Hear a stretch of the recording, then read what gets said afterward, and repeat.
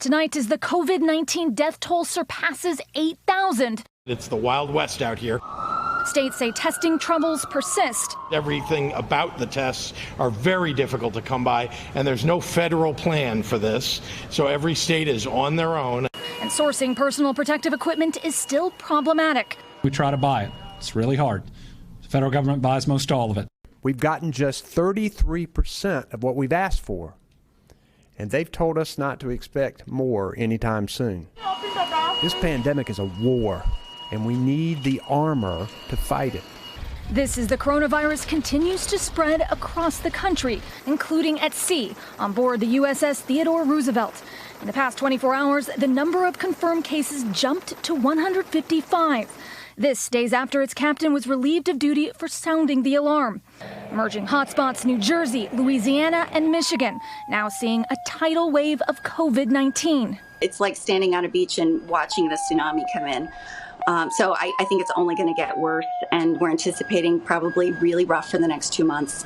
Alabama, the latest to issue a stay-at-home order, with at least 7 states yet to issue statewide mandates, including Iowa, where Governor Kim Reynolds is holding out, despite a unanimous vote from her own medical board for urgent action. Now is the time for more urgent action. What we don't want to do is wait until it's obvious to everybody that we should have had more restrictions in place. The virus does not stop at state borders. And other states such as Arizona leaving golf courses open for business. For one state, desperation leading to innovation.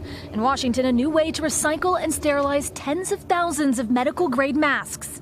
I do think it's a game changer because we can't get these supplies. Their supply chain is very challenging right now. We have N95 masks. This will allow us to use them up to 20 times. In Northern California, proof that a statewide mandate and early action is the difference between life and death. So you think lives have been saved because of the actions of Bay Area's political leaders? There's no question about it.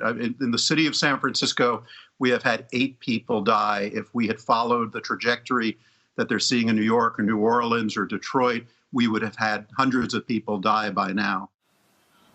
Aaron, the president tonight saying it's up to the states to decide whether there's a statewide mandate. That's right, Jose, but health officials say that states that choose not to implement those mandates put everyone at risk. As infection rates rise, so too does the need for ventilators and masks, already in short supply. Hey, NBC News fans, thanks for checking out our YouTube channel. Subscribe by clicking on that button down here and click on any of the videos over here to watch the latest interviews, show highlights, and digital exclusives. Thanks for watching.